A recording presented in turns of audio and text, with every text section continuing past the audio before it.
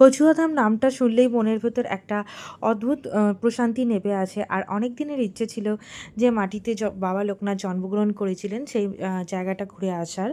তো যেহেতু আজকে আমরা যে কখন গেছিলাম এটা খোলা থাকে মন্দিরটা ১২টা থেকে ১২টা অবধি, সকাল ৮টা থেকে ১২টা অবধি। আর এখন বেজে গেছে ১২টা, প্রায় ১টা বাজতে যায়। তো মন্দিরটা বন্ধ হয়ে গেছিলো।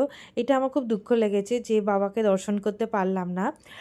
এখানে বাবার ছোটোবেলাকার বন্ধু এবং বাবার গুরুর ছবিটা ছিল। আর এখানে আমরা লাইন দিয়েছিলাম। এখানে এক জায়গায় মানে প্রসাদ দিয়েছিল। একজন মানত করেছিল। তো সেই মানতের প্রসাদ খাচ্ছিল। তো সেইটাই লাইন দিয়ে আমরা নিচ্ছিলাম। আর এখানে সামনেই একটা সুন্দর পুকুর আছে।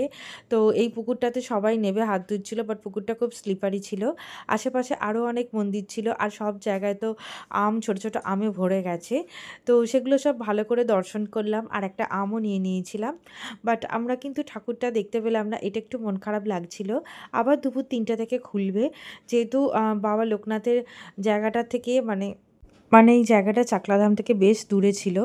আমরা কিন্তু ক্যাবে অতটা বুঝতে পারিনি ফার্স্টে যে অতটা ডিসট্যান্স হবে, আমাদের সেটা বলা হয়নি। উনিও জানতেন না। পরে কিন্তু অনেকটা রাস্তা পড়ে গেছিলো। তো তাতেই ১টা বেজে গেছিলো। আর আজকে খুব জ্যামও ছিল। আর গরম তো এখানে মারাত্মক গরম, ফেসটা পুরো সোয়েটার অয়েলে তো পুরো ভরেই গেছে। কচুয়াধাম গিয়ে কিন্তু মনটা একটা অদ্ভুত শান্তি পেল। এত ভালো লাগলো। আমি কিন্তু অবশ্যই আবার আসবো। বিশেষ করে হয়তো শীতকালে আসার খুবই ইচ্ছা আছে।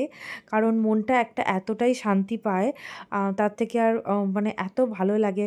মনটা মানসিক শান্তি আর ভক্তির জন্য যদি আপনারা আসতে চান, অবশ্যই কচুয়াধামে আসবেন। ভিডিওটি ভালো লাগলে লাইক